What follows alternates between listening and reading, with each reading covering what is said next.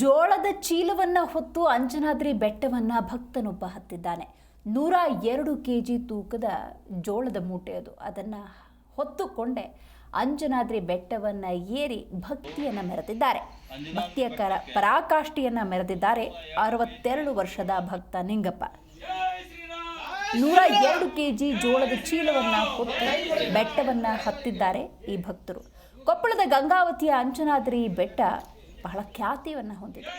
102 KG ತೂಕದ ಆ ಜೋಳದ ಮೂಟೆಯನ್ನು ನೀವು ಈ ದೃಶ್ಯದಲ್ಲಿ ಗಮನಿಸಬಹುದು. ಇದನ್ನು ಹೊತ್ತುಕೊಂಡೇ ಅಂಜನಾದ್ರಿ ಬೆಟ್ಟವನ್ನು ಹತ್ತಿದ್ದಾರೆ 62 ವರ್ಷದ ಭಕ್ತ ನಿಂಗಪ್ಪ. ಬಾಗಲಕೋಟೆಯ ಜಮಖಂಡಿಯ ನಿಂಗಪ್ಪ ಸವನೂರು 575 ಮೆಟ್ಟಿಲನ್ನು ಹತ್ತಿ ಹರಕೆಯನ್ನು ತೀರಿಸಿದ್ದಾರೆ. ಗ್ರಾಮದ ಆಡಳಿತ ಅಧಿಕಾರಿ ಶ್ರೀ ಸುಭಾಷ್ ಗ್ರಾಮದ ಗೆಳೆಯ ವೃದ್ಧ 62 ವರ್ಷದ ನಿಂಗಪ್ಪ ಅವರಿಗೆ ಸಾಥನ್ನು ಕೊಟ್ಟಿದ್ರು.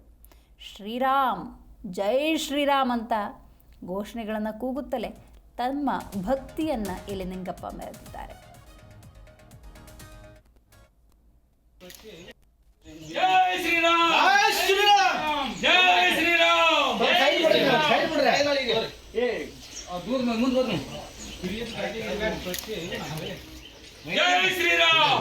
ಶ್ರೀರಾಮ್, ಜೈ ಜೈ ಶ್ರೀರಾಮ್, ಜೈ ಶ್ರೀರಾಮ್, ಜೈ ಶ್ರೀರಾಮ್. ವಿಡಿಯೋನ ಮಾಡತ್ತೇನೆ.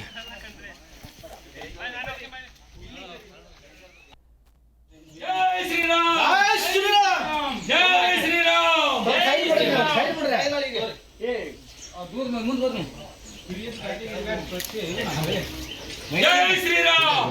ಶ್ರೀರಾಮ್, ಜೈ ಜೈ ಶ್ರೀರಾಮ್,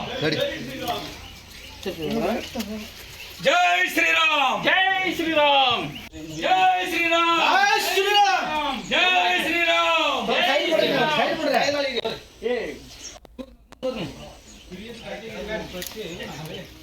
ಜೈ ಶ್ರೀರಾಮ್,